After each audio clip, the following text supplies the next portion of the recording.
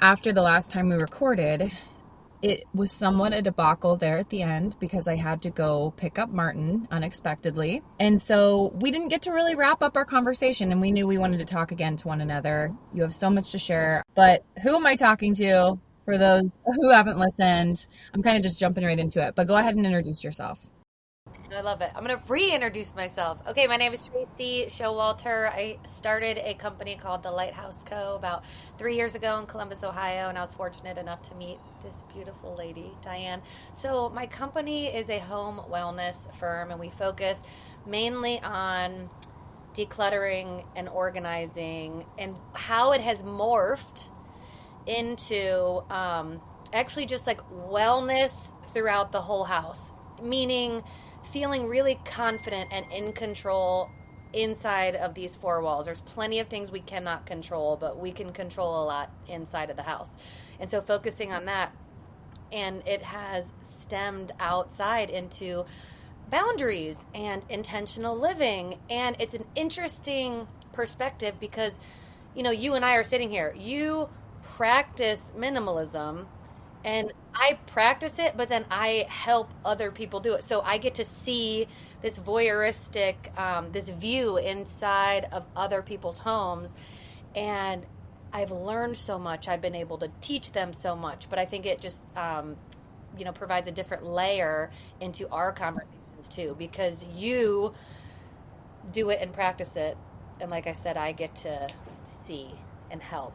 And then talk about what I'm seeing because it's so normal inside of these everyday homes. I'm looking at my neighbor's house right now. You don't know how your neighbor's living. You get to see what they present to you. And I actually have the added layer of going inside.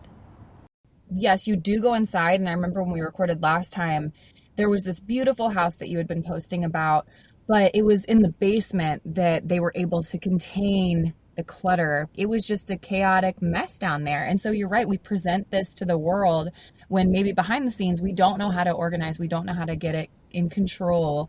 And I will say, you're right, I don't get the opportunity to go into people's homes. The only time I do is if I'm taking photos for someone, like a newborn session, and that's kind of not an accurate representation after someone just has a baby. But you kind of get an idea into people's lives. I don't know if that makes me sound judgmental, but that's the really only insight. That said, I do practice it. I do think I have a tendency towards wanting to control. So in some ways it feels easier maybe for me than someone that is, I don't know what the word is, fill in the blank. You can relate to this because you also have a tendency to control.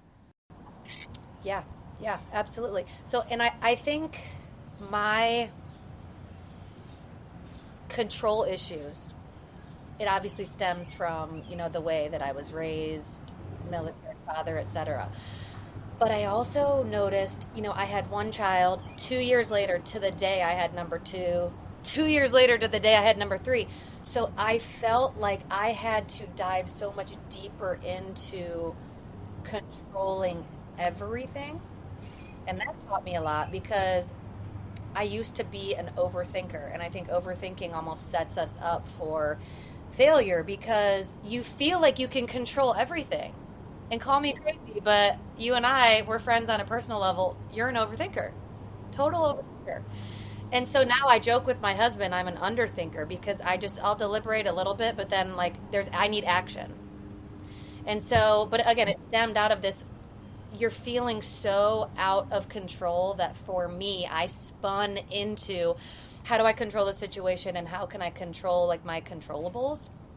And it's not always what society thinks it will look like. I think society wants us to check a lot of boxes. I really don't check a lot of them, but I had to dive deeper into my own house and check those. And then I started this company to really help mostly women, busy families, but mostly women, which I never expected that, um, to really be able to control what they can inside of their house and empower them to say, hey, when you come home, you don't have to feel like garbage. You don't always have to feel like you're behind. You can put some of these things first and, set boundaries outside of the house and control this beautiful little abode that you've created. Absolutely. And something that kept coming back to your mind was you talked a lot about what society expects of us, the influence of social media. And then just the other day, you told me you were mowing your lawn and you had another thought about minimal thoughts, decluttering our schedule. So to kind of put these into one basket, and then again, we can venture off in the future, but let's talk about how when we get control of our homes, we are able to then shift our thoughts into a more intentional life that we're creating. And we can think about, okay, the social media comparison, and we have the space in our mind to think through some of these things. I want to talk about minimal thoughts, right? So minimalism itself, you and I, the emphasis for my company started from a place of minimal stuff and how it has morphed into, again, minimal thoughts, maximal boundaries, and minimizing things like social media, societal norms, etc. So there are so many things that we perceive to be expected of us. We're like, oh, well, we are expected to work out, have groceries, look great, have the most trendy outfit, keep our house decorated like Joanna Gaines, have our kids signed up in all the best things, eat healthy, have the perfect marriage. I think we are inundated also on social media with that. The idea of all of these like maximal thoughts, it is so overwhelming. And of course, we have this culture of overthinking and over anxiety, over medicated, etc. Because the overthinking is like, well, I can achieve all of that. We can't. First of all, let's prioritize what we even want to focus on at different times. You can't juggle all the balls. For me right now, having kids that are 8, 6, and 4, parenting is a thing, but like my marriage fell off for so long. And so like right now, Mark and I, and we're doing so much for like a marriage aspect, but I'm not doing like the gentle parenting and all the, because those are the things that I felt like, and I even had to tell my clients, if something is pushing you in social media and making you feel almost bad about yourself, your choices, your decisions, the easiest thing you can do is eliminate that from your life. Whether it's a social media page, whether it's a toxic relationship with a person, a friend, a neighbor, a mother-in-law,